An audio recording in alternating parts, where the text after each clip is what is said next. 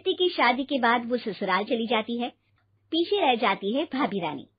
सिद्धि के ससुराल जाते ही भाभी कहती है, अरे वाह जी वाह, सारे कपड़े मेरे।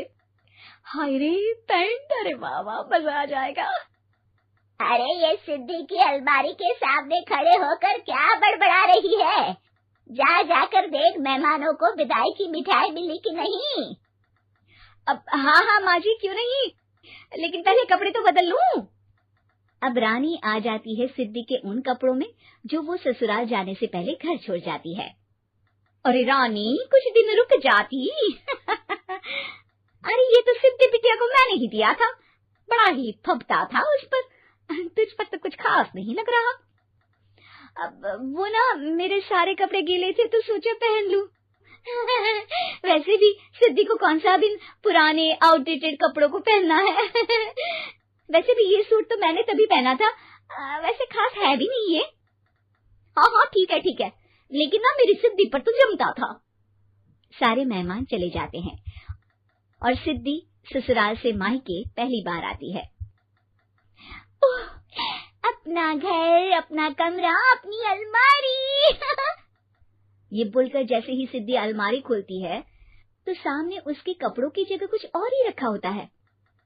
माँ, ओ माँ, जरा कमरे में तो आना। सास और रानी वहां पहुंच जाते हैं। रानी ने पहनी होती है सिद्धि की जींस और टी शर्ट। अरे भाभी, ये क्या? ये तो मेरी बड़ी ही महंगी टी शर्ट है, इसे आपने घर में क्यों पहनी है? अरे बहुत मिलती है दीदी ये चौक की मार्केट में, 150 में। ओ भाभी प्लीज, ये एरोपोस्टल है, 2000 की एक टी शर्ट। ओह 2000 में तो दीदी 4 साड़ी आ जाए। अब क्या बोलूं भाभी, ये मेरी अलमारी में छोटू के कपड़े, तो मेरे कपड़े कहाँ हैं? मेरी अलमारी में? अब दीदी आपको कौन से पुराने कपड़े पहनने थे? माना भाभी, लेकिन मैं जब घर आती तो यही सब पहनती ना। अरे तुम तो बड़ी कंजूस हो दीदी। खैर, वक्त आता है जब सिद्धि ससुराल के लिए रवाना हो रही होती है। अरे रानी, अंदर से सिद्धि का गिफ्ट ले आ, लड़की पहली बार ससुराल से मायके आई है। रानी अंदर जाती है और एक सिंपल सी साड़ी लेकर बाहर आ जाती है। ये लीजिए माँ जी। सास बेटी को गिफ्ट देकर ससुराल भेजती है। अगले दिन रानी एक सुंदर सी साड़ी पहनकर सामने आती है। अरे रानी, ये तो वो साड़ी है जो मैंने सिद्धि को देने के लिए दी थी जब वो ससुराल ले जाती, लेकिन ये तूने कैसे पहन ली? अरे माँ जी, ये साड़ी तो मुझे बहुत पहले से ही पसंद थी, लेकिन चिंता ना करिए, मैंने सिद्धि के लिए भी अच्छी सी साड़ी दी है। हाँ। तभी सिद्धि का फोन आता है। क्या माँ, कुछ अच्छा तो दिया होता ससुराल ले जाने के लिए। अरे पहले दिखा दिया होता। ये चमकते हुए पैकेट में नौकरानी वाली साड़ी मत दिया करो माँ। अरे बेटे, वो तेरी भाभी ने ना गलती से उससे पैकेट बदल गया। हाँ, मैं कल ही तेरे भाई के हाथ से तेरा वाला पैकेट भेज दूंगी। अरे रहने दो माँ, आई एम श्योर भाभी ने अभी वही साड़ी पहनी होगी जो तुमने मेरे लिए रखी थी।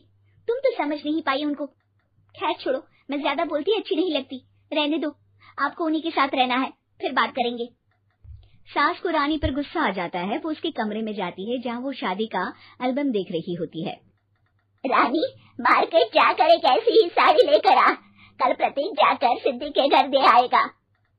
अरे क्यों माँ जी, कितनी साड़ी देनी है दीदी को? यहाँ कोई सेल लगी है क्या? अरे चुप कर, मेरे बेटी के हिस्से की साड़ी खुद पहन ली, अब ज्यादा ज्ञान बांट रही है। एक दिन सिद्धि का फोन आता है। माँ, मेरी सास ने आप सबको खाने पर बुलाया है। सारे लोग सिद्धि के ससुराल पहुँचते हैं। खाना खाकर वो लोग निकल रहे होते हैं कि सिद्धि की सास सभी को गिफ्ट देती है। अरे बहन जी, बेटी के घर का खाना खा लिया, यही बहुत है जो आप ऊपर से गिफ्ट भी दे रही है। अरे बहन जी, आप भी कहाँ इन बातों पर विश्वास कर रही हैं। सास सभी को गिफ्ट देती है, लेकिन रानी को जो साड़ी देती है वो अजीब सी हरे रंग की, लाल रंग की बड़ी छाप वाली होती है। अरे छी, ये कौन पहनेगा? सासू माँ को तो जरी वाली इतनी सुंदर, और मेरे लिए ये नौकरानी वाली। अरे भाभी, दरअसल मैं जब भी घर आती थी आप वापसी में ऐसी ही साड़ी देती थी ना, तो माँ ने सोचा कि आपको आपकी पसंद की ही साड़ी क्यों ना दी जाए।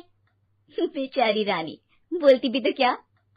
सिद्धि और सास रानी का चेहरा देखकर हंसने लगती है, तो रानी समझ जाती है कि अपने ही बिछाए जाल में वो फंस चुकी है।